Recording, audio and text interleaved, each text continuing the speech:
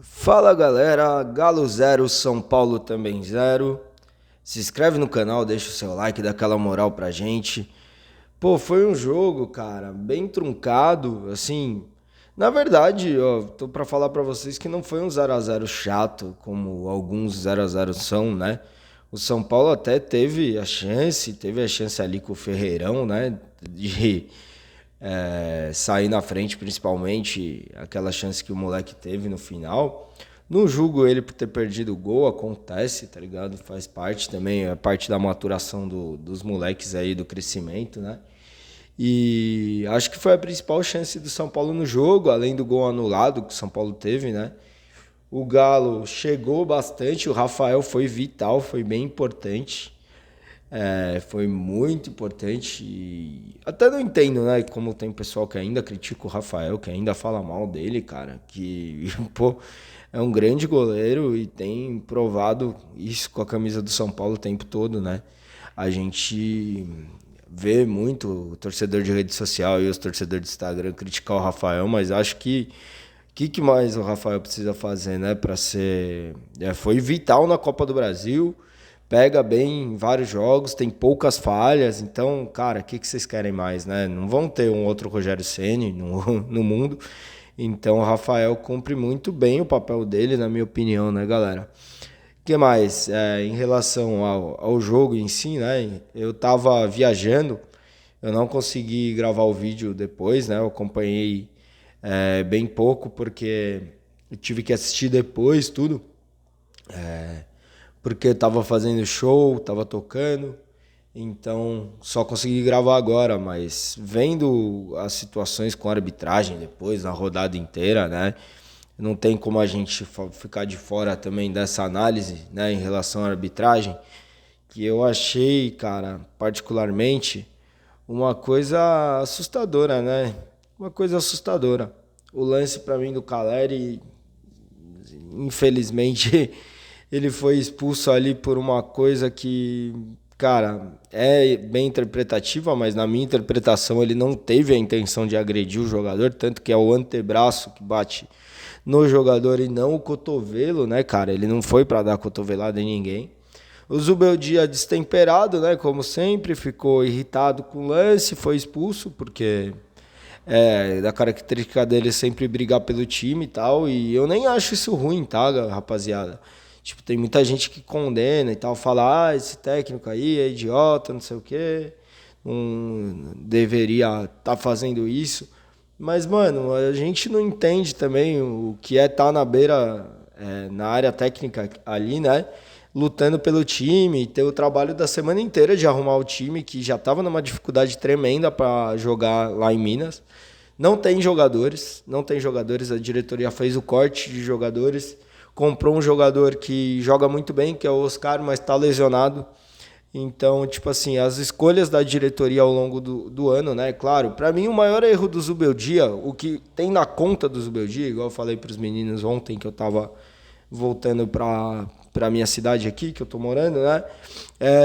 O maior erro do Zubeldia, na minha análise, galera, é não ter levado, é não ter testado os caras no Paulistão, mano.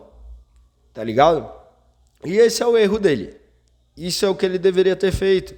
Ter testado mais o Rian, ter testado mais o Ferreirão, o Alves. Esses caras, mano, no Paulistão. E ele não testou. Esse é o maior erro dele. Mas agora a diretoria tem vários, você pode escolher. A diretoria tem não ter conseguido fechar acordo com melhor com algum outro jogador para suprir as deficiências do São Paulo no meio-campo, não ter conseguido equilibrar a balança financeira com o desmanche total do elenco, tá ligado? Que era difícil de fazer, mas, cara, a verdade é que o São Paulo não tem peça para escalar. Não tem peça para escalar. Não ter permitido que os jogadores fossem os jogadores da Copinha, né? Que é uma taça que é importante para a base, mas não vale nada para o profissional. Que os jogadores fossem para os Estados Unidos reforçar o elenco do São Paulo para o Zubeldia treinar e pegar confiança. Mas enfim, é uma sucessão de erros, né, que a gente vê no São Paulo há alguns anos. E esse ano é o elenco mais curto que a gente tem. Talvez seja um bom time de 11 jogadores, só que vira um time imaginário, galera. Isso que vocês têm que entender. Não é que o Zubeldia tem disponível, igual videogame, né? O Zubeldia tem disponível o Lucas, tem disponível o Oscar o tempo todo, tem disponível os jogadores totais do elenco. Não, os caras se machucam, os caras cansam, os caras têm que revezar. Então, para uma temporada longa e desgastante do brasileiro, é isso aí que São Paulo tem, mano. É isso aí que São Paulo tem. E de modo geral, vou falar para vocês que o empate em Minas Gerais é ótimo pro São Paulo. É ótimo. Vocês queriam que fosse lá, metesse 3-0 no Galo e o mundo é uma maravilha, tudo videogame, não sei o quê. Não é vida real. O Rafael teve que salvar um monte de jogados, São Paulo teve chance sim de ganhar o jogo, São Paulo foi prejudicado pela arbitragem, depois o cara expulsou o Lianco só para dizer que expulsou alguém do Galo.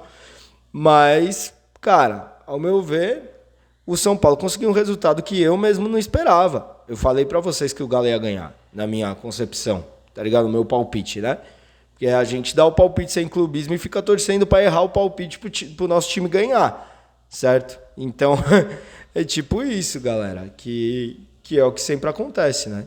Agora vai ser um monte de torcedor falando, Zubeldia, Pardal. Agora, quando não é pelo resultado, os caras vão se apegar no destempero do Zubeldia para falar mal. Mas quando o time vai lá e ganha, o Zubeldia dá um chilique, briga com todo mundo, tá tudo bem, né? Agora, porque empatou, o Zubeldia brigou com todo mundo como ele sempre faz, tá tudo mal. Então, cara, vamos ter coerência nas análises. Eu já falei isso daí. Eu não sou nenhum gato mestre aí que manja tudo de futebol, que não erra nunca, que faz uma puta análise, mas, cara, é o básico. Vamos ter coerência nas análises. Se você odeia o Zubeldia porque ele dá chilique, continua odiando o Zubeldia porque ele dá chilique. Se você acha bom o Zubeldia brigar pelo time e acha que ele se passa às vezes, mas beleza, continua achando isso, galera. O que você não pode fazer é ficar mudando todo jogo porque perde ou porque ganha, certo? Que daí você está sendo completamente leviano nessa análise, né? Convenhamos. Mas enfim, vamos falar um pouquinho dessa sequência do São Paulo, né? Agora a gente tem o Alianza Lima, eu vou dar o meu palpite também sobre isso. Mas o que me preocupa mesmo é a rodagem do elenco. O Luciano e o Caleri, igual eu falei para vocês, o Caleri já está fora do próximo jogo do Brasileiro. Na quinta-feira, o pessoal quer o André Silva e não sei o quê. O André Silva, por exemplo, ele foi até bem em Minas, mas ele não consegue ter a função do Caleri, que é de segurar a bola na frente. E daí o Caleri entra no primeiro lance, acontece o episódio que o juiz expulsa o Caleri, injustamente, ao meu ver, né? Mas assim, são características diferentes. A gente tem que parar de achar que futebol, todo mundo é craque, todo mundo vai jogar bem, todo mundo vai ser incrível. Tem jogadores que têm funções diferentes. O futebol é assim, certo? O futebol precisa de um jogador que é mais físico, precisa de um jogador que é mais rápido, precisa de um jogador que sabe driblar bem, entendeu? Não todos os jogadores vão fazer tudo o que você acha que eles têm que fazer. Tem alguns que são melhores em umas coisas e tem outros que são melhores em outras. Isso daí é básico, gente. Isso daí... Só que o pessoal acha que todo mundo é o Messi, que todo mundo tem que ser incrível, que o Caleri tem que dominar a bola de chaleira e não sei o quê. E o André Silva, nossa, ele tem que ganhar no corpo de todo mundo também. E, tipo, um faz uma coisa, o outro faz outra. É isso que é futebol. Essas são as características, entendeu? Então, eu acho que, ao meu ver, na Libertadores está no nome do Caleri e do Luciano. Eles têm que assumir o protagonismo porque o Oscar e o Lucas estão fora e tem que trazer o São Paulo para uma vitória. Eu acho que vai ser 2-0 para a gente. Eu vou colocar esse palpite. Não vai ser tão fácil o primeiro tempo ali, mas a gente vai se achar. Eu preciso que o Luciano e o Caleri joguem bola e deem a vitória para o São Paulo, porque está nas costas deles, infelizmente. Aí eles vão ter que assumir protagonismo novamente, porque o Lucas e o Oscar estão fora, né, galera? E daí, Lucas e Oscar fora é um time muito comum, né, mano?